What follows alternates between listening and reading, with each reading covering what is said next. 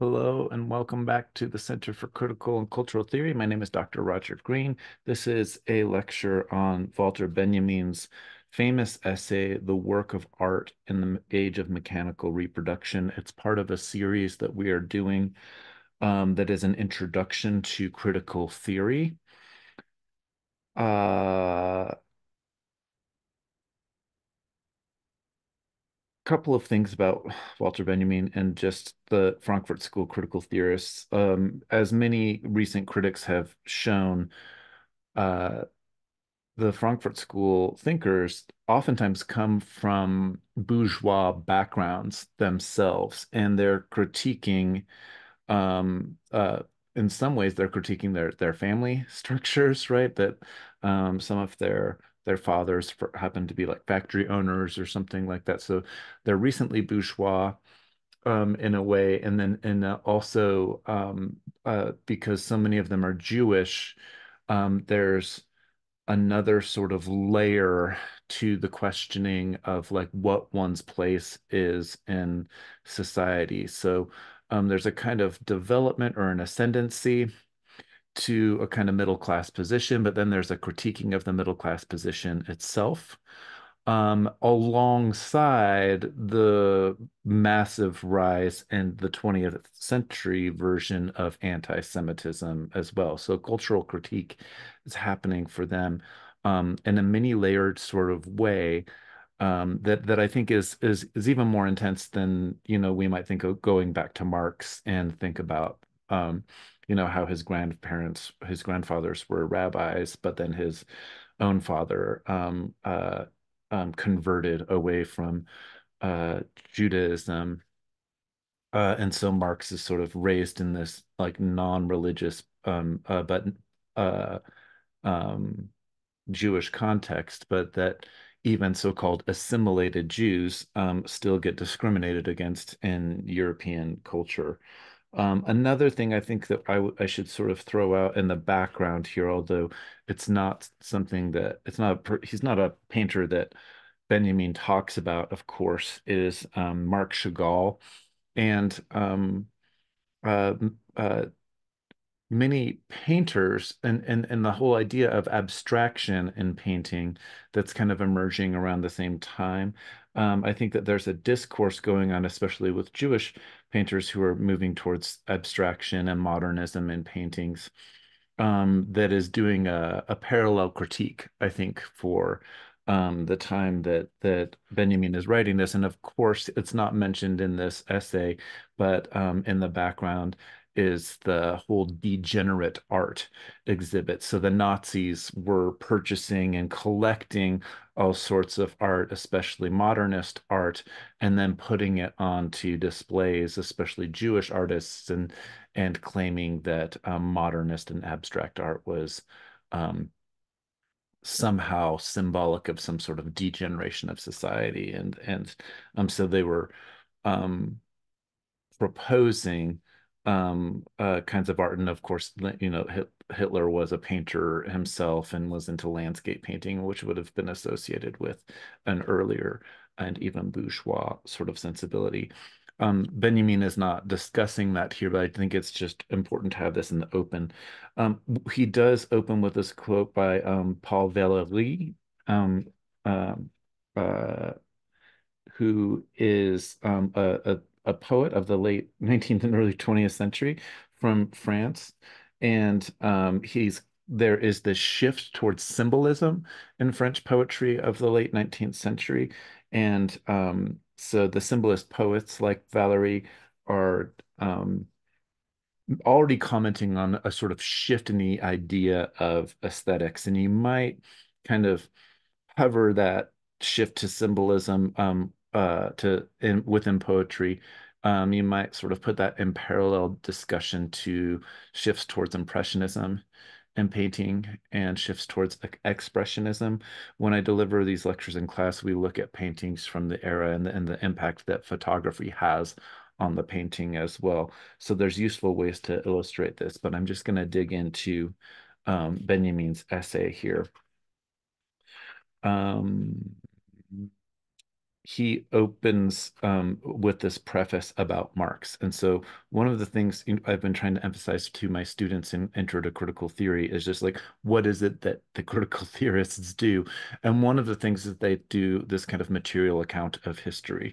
And so what Benjamin is going to be doing in the first few passages here is he's going to give us a kind of account of the historical material production of images and art. He's going to give us an account of that. He will then shift towards an economic discussion, which is another thing that we see critical theorists doing at the same time.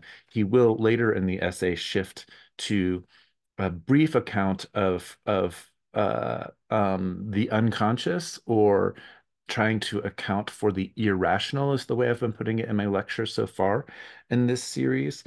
And he says that film and the move towards mass society is an accomplishment of that particular um, uh, phenomenon. So he says when Marx undertook his critique of the capitalist mode of production, this mode was in its infancy. Capitalism was still developing, says Benjamin. Marx directed his efforts at a way in such a way as to give them prognostic value. So Marx was predicting the future. We know all of this, right? He went back to the basic conditions underlying capitalistic production, and through his presentation showed what could be expected of capitalism in the future. The result was that one could expect it not only to exploit the proletariat with increasing intensity, but ultimately to create conditions which would make it possible to abolish capitalism itself. Just summing up what Marx had said. But capitalism is the thing that is necessary after industrial revolution. It's the necessary stage towards communism in Marx's theory, right?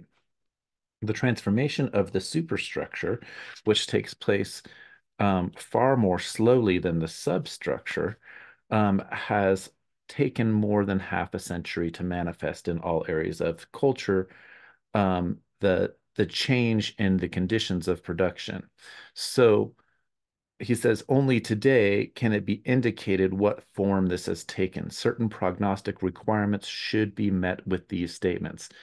This is exactly what the Frankfurt School and the critical theorists are doing with Marx in the 30s and 1940s. They're saying that something was left out of Marx. Marx was pointing towards a grander phenomenon, and he was working in a kind of rudimentary sense of these things. But now we've seen over the past 50 years since Marx has died that there's been this shift to mass society, and with that, there have been other things that come in to complicate Marx's prognostications about the world. And one of them is going to have to be this shift in this account of culture. But when they're doing this account of culture, sometimes people see like it's like Benjamin seems to be fascinated with bourgeois culture of the 19th century, right? And sometimes people have said like, well, what is this about Benjamin? He, on the one hand, has these Marxian leanings, but then he seems to have this kind of nostalgia for Baudelaire and the painter of modern life, and who Baudelaire has this famous essay called the painting of modern life, and he introduces the concept of the flaneur, or the sort of anonymous person in the masses who wanders through the masses, and this is a an image that shows up throughout Benjamin's other essays, although not so much in this one. Benjamin is fascinated with drugs and narcotics. He has his famous essays on hashish, and of course that goes back to Baudelaire's famous book, Artificial Paradises. So I think what Benjamin sees in Baudelaire and modernist painting and modernist writing is he's seeing that experimentation with drugs in comparison to the way he's going to talk at the end of this essay, um, uh, in terms of mass distraction and in terms of surrealism as giving us a kind of possibility to access something in our psyche, at a kind of grander level, at the level of a perception, right? At the thing that the moment of our consciousness that catalyzes a grander image of smaller parts, right? Again, like it's like if you've looked at the magic eye paintings or something and you're kind of looking and then it coalesces into a form, right? So what constellates a particular form of something? And of course, underlying that or behind that for a Marxist is going to be like, well, what condenses, what conditions are necessary to condense something into that kind of revolutionary moment? But just to be very clear, he just like the other Frankfurt School theorists are saying, he's like, yes, Marx is important, his prognostications are important, but some things have complicated it. And if we're going to really return to Marx, then we need to have an account of culture and mass culture. And so that's what he is setting himself up to do here. He says it would therefore be wrong to underestimate the value of such a thesis as a weapon. Um, Let me just go back to a few lines up to where I just finished. So, certain prognostic requirements should be met by these statements. However, theses about the art of the proletariat after its assumption of power or about the art of a classless society would have less bearing on these demands than theses about the developmental tendencies of art under present conditions of production. Their dialectic is no less noticeable in the superstructure than in the economy. It would therefore be wrong to underestimate the value of such theses as a weapon.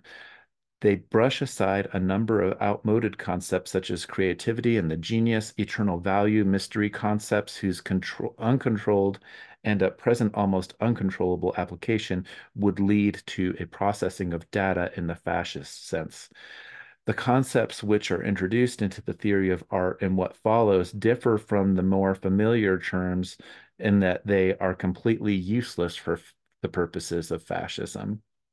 They are, on the other hand, useful in the formulation of revolutionary demands of the politics of art. So he basically says this from the beginning. I am, as an art critic here, Benjamin, I am not doing bourgeois art criticism in terms of the genius of art, the mystery of the genius, which he's going to associate with the 19th century sort of thing. And he's going to say, yes, we don't know what the art of the classless society or the future society is going to be, but that doesn't mean that we should not try to give an account of art in the transitional stage in which we are living from a capitalist society into something else. And so there's that element again of like materialist history, but a focus on like the current situation, what is the present moment, and the with that a kind of economic analysis of things. So he's going to jump into the next few sections of his essay here, and he's going to work through the material history of the production of images and art itself, right? So he's going to say, like, mechanical reproduction is the new thing. In the beginning, he says, in principle, a work of art has always been reproducible. But mechanical reproduction is something that comes in after the Industrial Revolution, right? So, yes, it could be that before, like sometimes you see a painter who's copying the technique of a famous painting, right? And they're doing a study of that. That you can sometimes see people in museums doing that kind of work. Or somebody could recreate a sculpture, but they would have to do this manually by hand. And so this has occurred throughout history, but what eventually starts happening is that we get the woodcut, um, even before movable press and the printing press comes up. But the printing press does this with script as well. And he says that, yeah, it's well known. Like the woodcut allowed for some pressing of graphic images to be reproduced mechanically and rather quickly.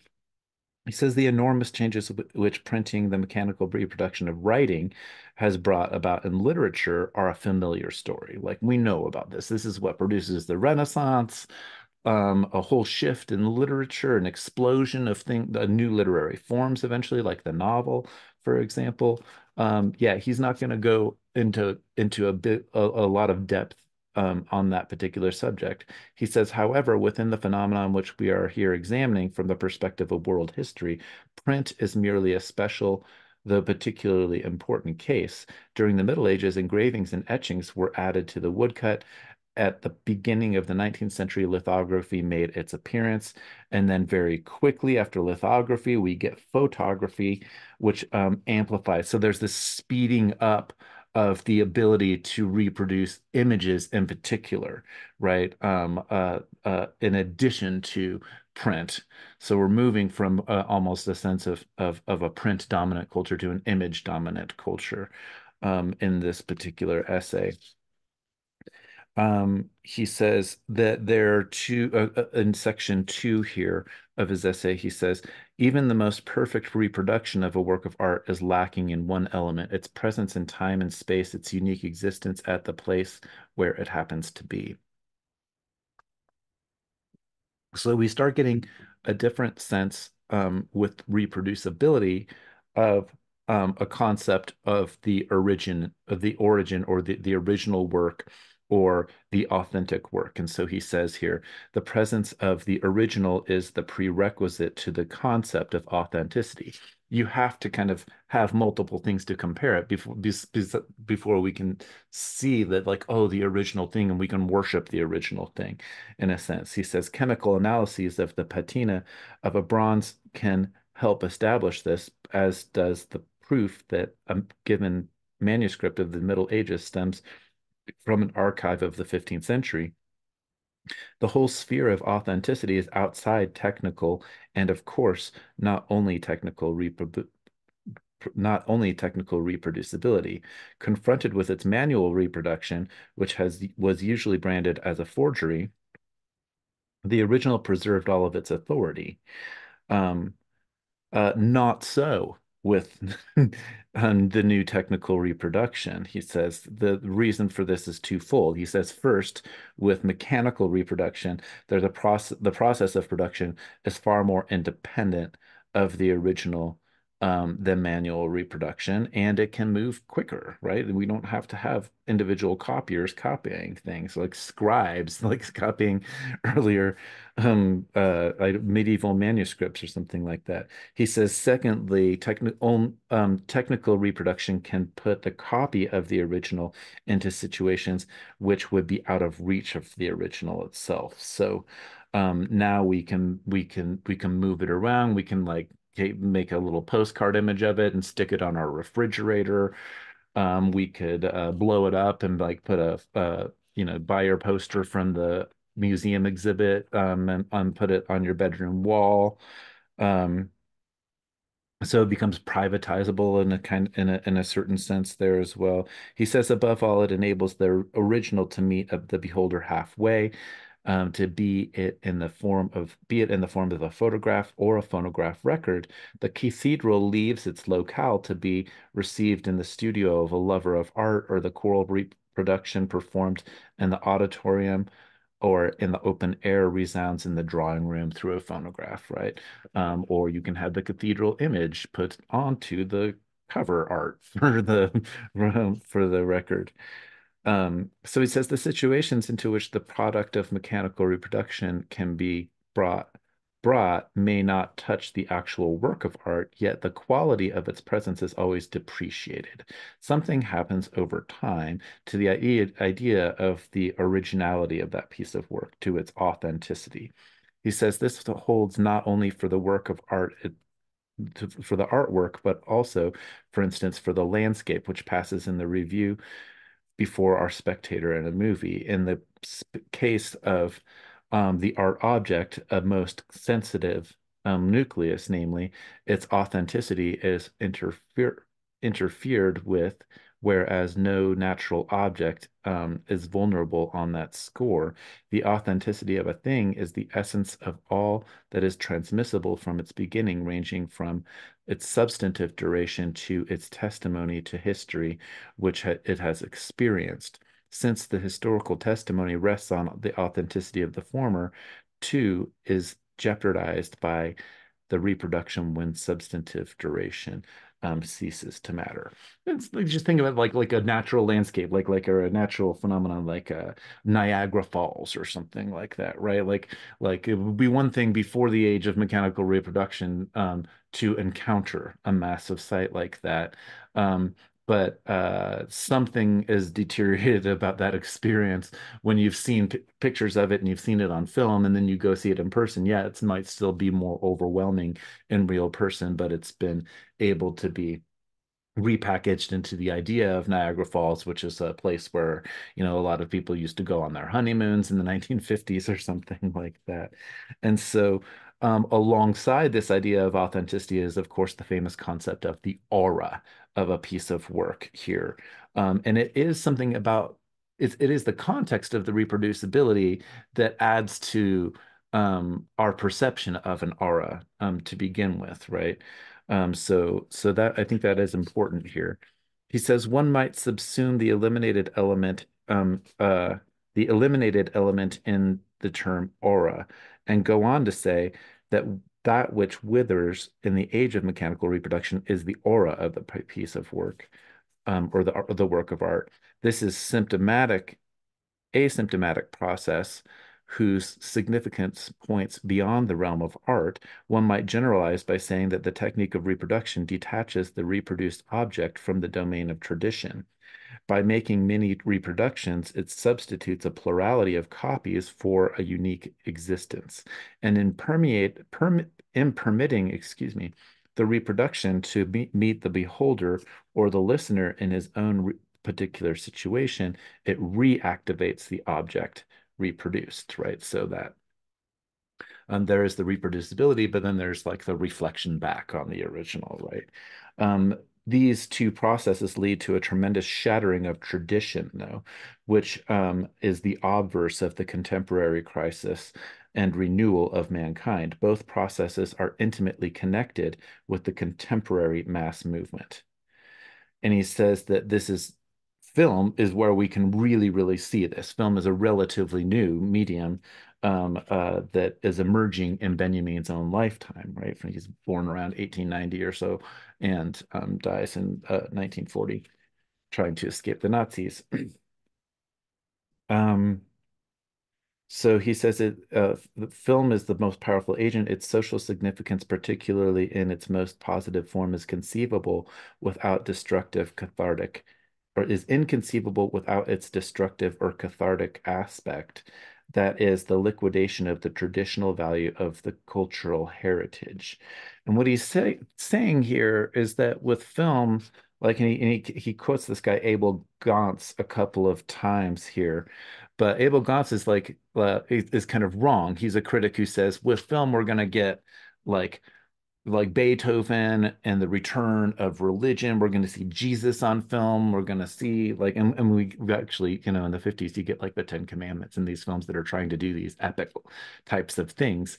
But instead of them actually bringing a new kind of power to religiosity or a new kind of power to Rembrandt or Beethoven, what it does is dissipates the kind of power through that kind of dilution of the authentic work of art here. So Benjamin says at the end of that section, presumably Gantz, right, who's talking about without intending it, he issued an invitation for far-reaching liquidation. So he shifts in the next section of the essay. He's given us an account of the reproduction and the modes of production, right? Very much Marxian material historical.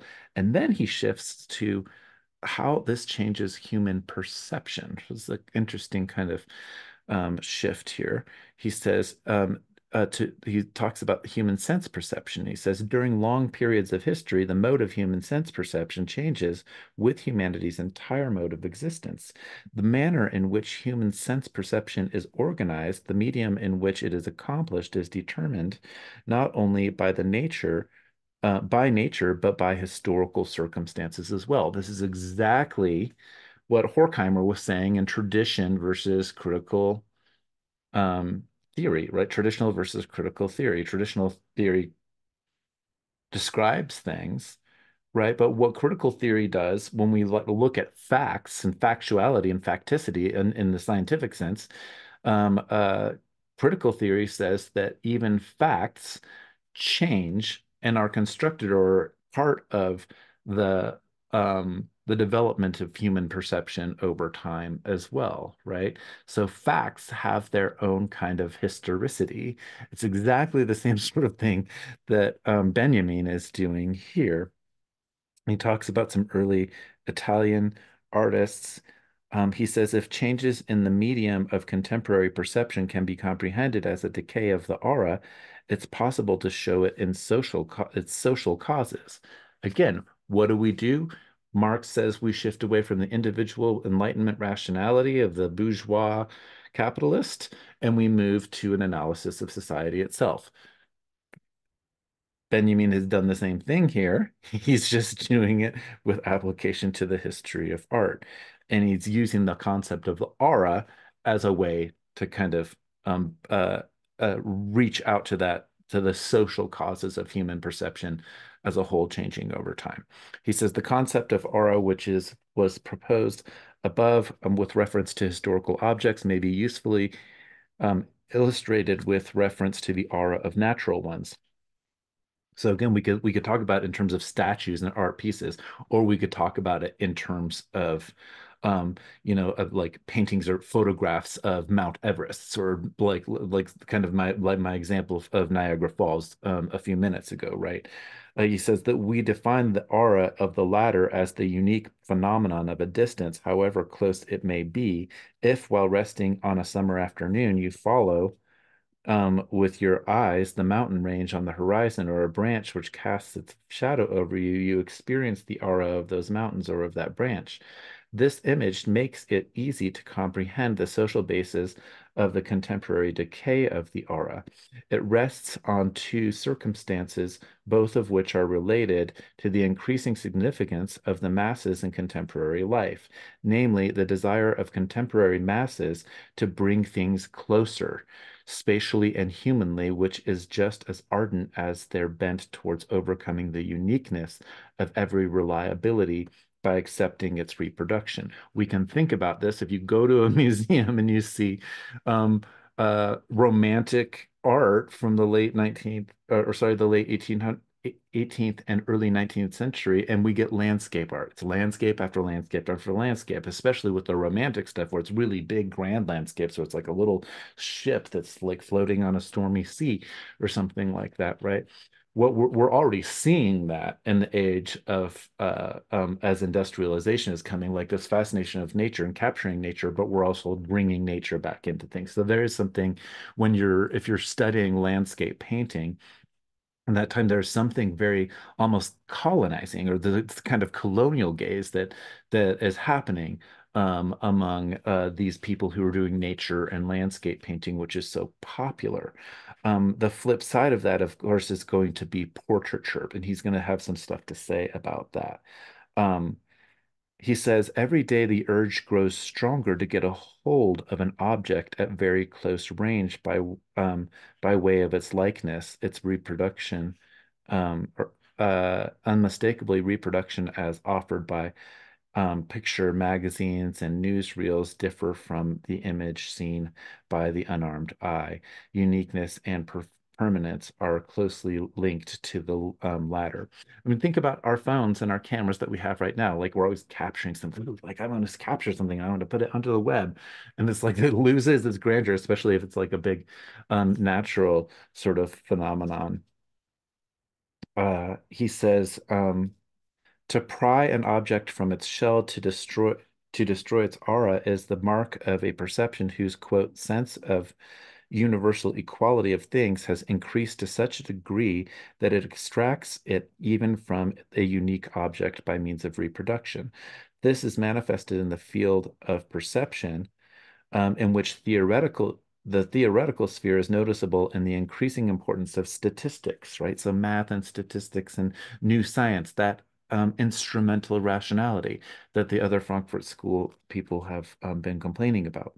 The adjustment of reality to the masses and the masses to reality is a process of unlimited scope as much for thinking as for perception. And then he makes these comparisons in section 4. he makes comparisons then to religion and early art. He makes these speculations about early art. And of course, primitivism had been a big aspect of Picasso's art and modernist art in the 1920s.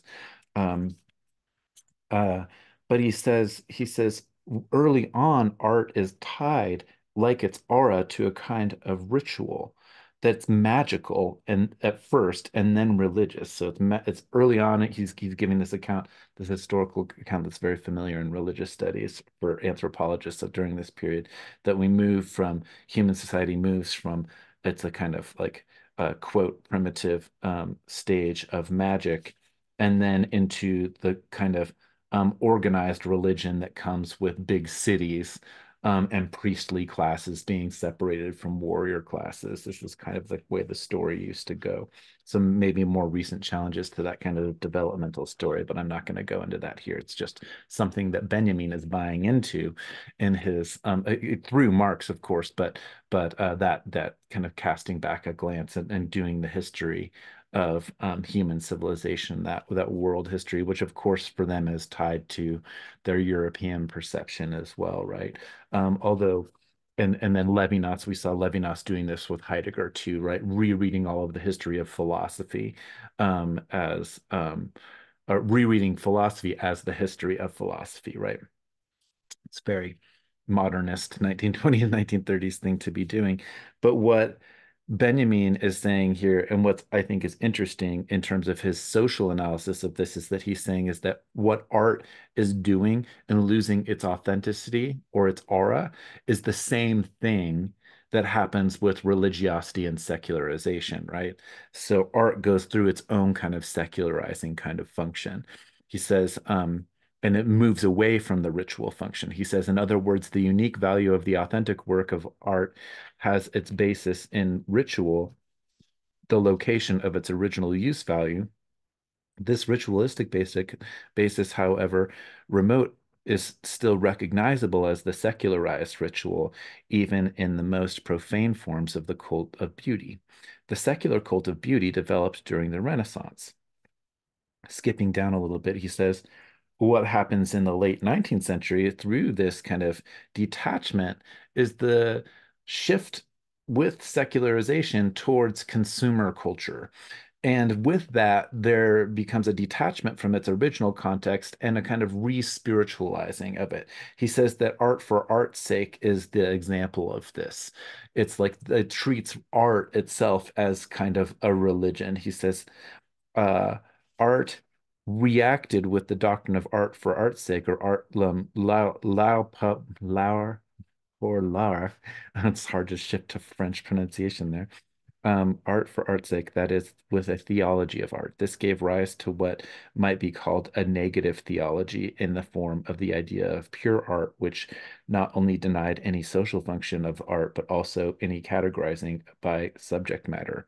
And poetry, Mallarmé, the French symbolists, was the first to do this sort of thing. He says, an analysis of art in the age of mechanical reproduction must do justice to these relationships, for they lead to an all-important insight. And this is the insight.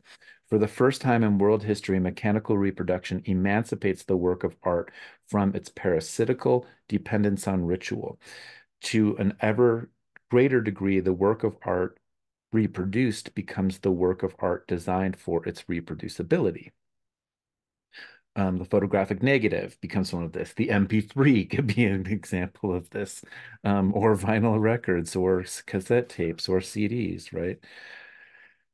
Um, Instead of being based on ritual, it begins to be based on practice politics. So he's seeing art and as the material history as corresponding with a shift towards mass society, just as Marx had predicted, right? And so we move from ritual to politics. um, we move from priestly religiosity society to secularized society where people participate in politics as well, right? Um, he then again jumps back into an imagination of primitive art. He says the elk portrayed by the man in the Stone Age on the walls of his cave was an instrument of magic. He did not expose it to fellow men, but in the main, it was meant for the spirits. Today, cult value would seem to demand that the work of art remain hidden. Certain statues of gods are accessible only to the priest in the cella. Certain Madonnas remain covered nearly all year round. Certain sculptures on medieval cathedrals are invisible to the spectator on the ground level. With the emancipation of the various art practices from ritual, go increasing opportunities for exhibition of the products. It's easier to exhibit a portrait bust than it can be that can be sent here and there than to exhibit the statue of divinity that has its fixed place in the interior of a temple.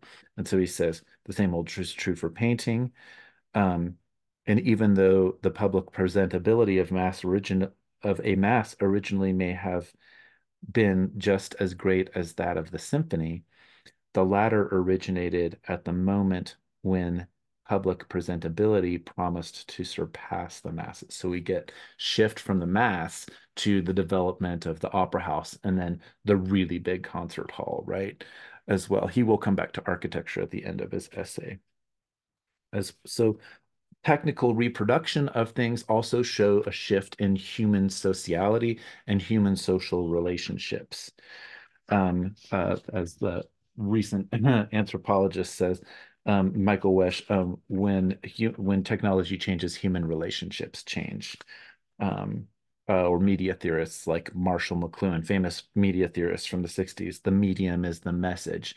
All of this we can see already in Benjamin. And this is one of the reasons why this essay is really important, I think. In photography, he says exhibition value begins to displace cult value. So we shift from, I like that term, exhibition value is a replacement for the cultic value that would coalesce around a small group of people. But cult value does not give way easily, he says. And he says that this is why when photography comes out, one of the first things that photographers do is they're taking portraits all of the time because they're trying to shift or maintain that kind of that sense of authenticity to be like, well, this is a true image of of who the person is, and of course, it puts portrait painters out of business, and then we get abstract painting sort of developing as a reaction there. Although he doesn't go into that too much here. And he says that then even as art, this discussion of photography, whether or not it can be an actual art, when we first start seeing people like he says Atget here, but we can think of Alfred Stieglitz and really early um, uh, Man Ray to a certain extent, although he's surrealist as well. The early work of these photographers are like empty city streets and things like that. Um, uh, so early photography is characterized by this attachment still to authenticity or the aura of the content of the image, the person that the photo that it's a photograph of, and then it shifts to a commentary on absence itself. And he says that there was this 19th century dispute about whether or not photography could really be art. He says earlier, much futile thought had been devoted to the question of whether photography can be an art, but then as technology changes and people get used to it, it becomes viewed as art. He again comes back to Abel Gance, and then he uh, shifts over. I'm kind of he pushes into film and to movies, right? And ends up commenting on an early version of A Midsummer Night's Dream and the Shakespeare play, but on film instead of on the stage. And he starts contrasting the film and the stage. And he says that what happens with film is a similar kind of detaching of authenticity, whereas the stage actor had to be the stage actor who adapted to an audience. The film actor is interacting with a camera in the same way that we might be interacting with ourselves as looking in the mirror. Um, he also says that with that, the audience shifts it to a kind of detached state as well, so that the audience of the movie theater is going to be identifying not with the actor, but with the camera person, the cinematographer, right? So the audience's identification with the actor is really an identification with the camera. Consequently, the audience takes up the position of the camera. Its approach is that of testing. This is not the approach to which cult values may be exposed. Um, then he switches into more and more of an analysis of film in the next section here. He says the situation might be characterized as follows. For the first time, and this is the effect of the film, man has the op has to operate with his whole living person, yet foregoing its aura. For aura is tied to his presence. There is can be no replica. The aura which on the stage emanates from Macbeth cannot be separated for the spectators from that of the actor. However, the singularity of the shot in the studio is that the camera is substituted for the public. Consequently, the aura that envelops the actor vanishes with the aura of the figure that he portrays. Later on in this section, he says, besides all of the fortuitous considerations, such as the cost of the studio, the availability of fellow players, decor, etc., there are elementary necessities of equipment that split the actor's work into a series of mountable episodes. In particular, lighting and its installation require the presentation of an event that on the screen unfolds as a rapid and unified scene in a sequence of separate shootings, which may take hours at the studio, not to mention more obvious montage. He says that what film does, because it moves at like 26 to 28 frames per second, it gives us the illusion of movability and it gives the illusion of that it's being made almost live or that we're encountering it live, but it's taken hours and hours. Now, this is before television has come out, right? So he might have some different things to say if he were able to live long enough into the television age. But some of his implications have, I think, current value as well. Because if you think about selfies, for example, because what he says here in section 10, he says the feeling of strangeness that overcomes the actor before the camera is this that the same estrangement of one's image before the mirror. He says, but now the reflected image has become separable, transportable, and where is it transported? Before the public. Never for a moment does the screen actor cease to be conscious of this fact. While facing the camera, he knows that ultimately he will face the public, consumers who constitute a market. He says that what eventually erupts from this is the cult of the movie star, but the cult of the movie star is really a kind of commodity. But if we think about this, like fast forward to selfie culture, what we're doing is we're commodifying our own identities by putting them out onto social media. That would correspond exactly with what um, people like Wendy Brown are saying is like what neoliberal identity politics does. It shifts away. It's not identity in a kind of traditional sense. It's identity in a repackaged and marketized way that becomes about consumption. And so we get identity politics versus something deeper, a deeper sense of authenticity. And then that'll make its way into racial politics and all sorts of stuff that I won't go into today, but just something to think about. He says that the cult of the movie star is fostered by money, and the film industry preserves not the unique aura of the person, but the spell of the personality, the phony spell of the commodity. Later on, he says it is inherent in the technique of film as well as that of the sports events that everybody who witnesses accomplishments is somewhat of an expert. And so he starts talking about the filming of sports culture and a little like kids selling newspapers for like keeping up with sports events. This is all part of the same sort of commoditized process.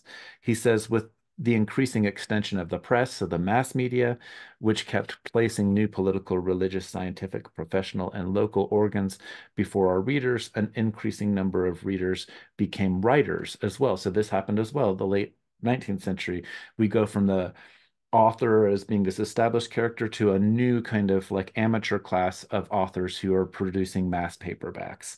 Think about the same shift over into blogging. Think about the internet. Like think about the fact that like in media culture today, we know that most of my students, for example, may have probably written more in their life than they have read in their life. So we're not exactly the literary culture that we used to be. He says, thus, the distinction between the author and the public is about to lose its basic character. in the late 1930s when he's writing this.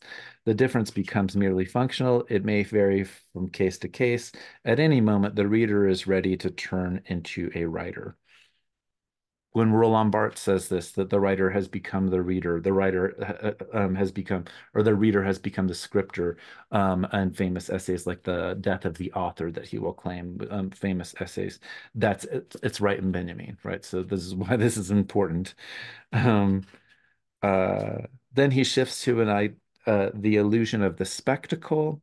He says the shooting of the film, especially sound film, affords a kind of spectacle unimaginable everywhere at the same time before this.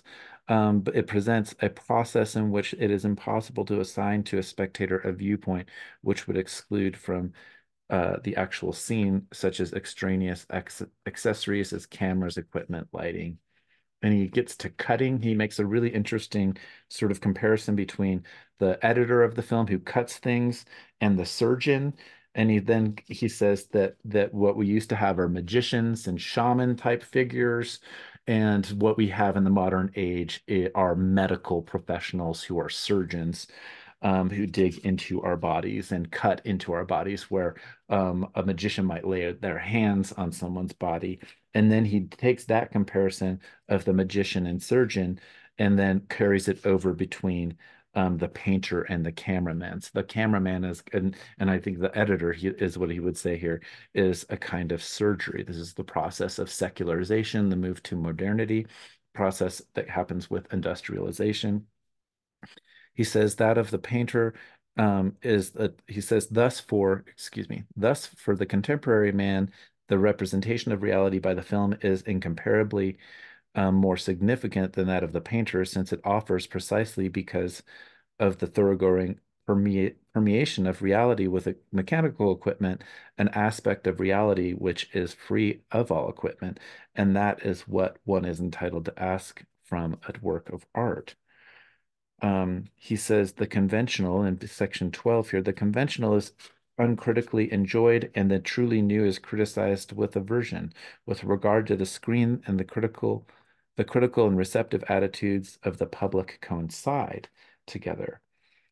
He says that painting tries to adapt to this a little bit, but the way that it really tries to do it is surrealism. He has this really brief foray into surrealism, which tries to capture the unconscious. Surrealism as a movement also was avowedly, if you read the Surrealist Manifesto, it was a Marxist movement, and it was trying to capture something like mass consciousness by tapping into our dreams, not collective unconsciousness like Jung, but the unconscious like Freud. And then he shifts over to psychoanalysis, like right on the beat after talking about surrealism, because surrealism was taking the unconscious and trying to make it accessible and to new and mass society, right? So again, there's this shift to a perception, our ability to see everything at once. He says for the entire spectrum of optical and now also acoustical perception, the film has brought about a similar deepening of a perception, right? Because went from silent films to talkies, right, in the late 20s, early 30s. And then he says that what we get from this again, like where we were having humans being condensed into urban spaces and apartments and fragmented spaces and taverns and metropolitan streets, he says what the film does is it gives us, through its surgery, its cutting, and its close-upness, it destroys the aura of the actor, but it gives us this new kind of way to think about self in an interiorized way that then we compare to our own self-image in the mirror, and it comes to affect our comportment, our behavior as actual humans. It changes our consciousness.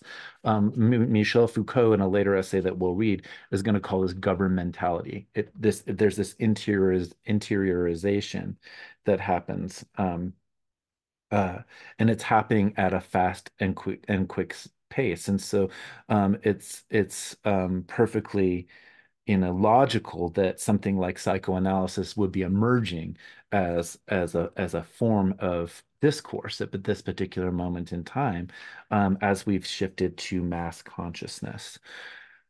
In section 14, he shifts to an economic analysis. He sounds a little bit like Herbert Marcuse here. He starts talking about how art has always been about supply and demand to a certain extent.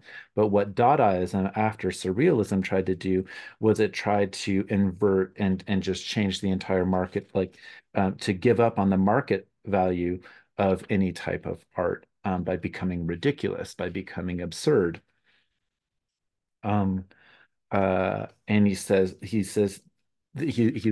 will attach this then to a shift to mass society and to a shift to mass distraction, whereas the earlier bourgeois art demanded our concentration on a particular painting or an event. The absurdity of Dadaism in turning that on its head is a way to that kind of prefigures a shift towards mass society that where we encounter things on the screen through distraction, the distraction of the movie theater. And movie theaters during this time were loud places, like where people are having popcorn, where there's a piano player, people are talking. It's only after Hitchcock in the 1950s, after Psycho, that we get a shift in film culture where you have to be there at the beginning and the end. There's an opening, like curtain opening type of screens. The films used to just play on loops all the time. And so you would just walk into the theater and it would be in the middle of a film of a movie, and then you would leave. So that's the in film history, that's what Benjamin's talking about here. And he says that what we're dealing with is the mass, right? The shift to masses. The mass is a matrix which traditional behavior towards works of art issues today in a new form. Quantity has been transmuted to quality. Clearly, this is all in section 15.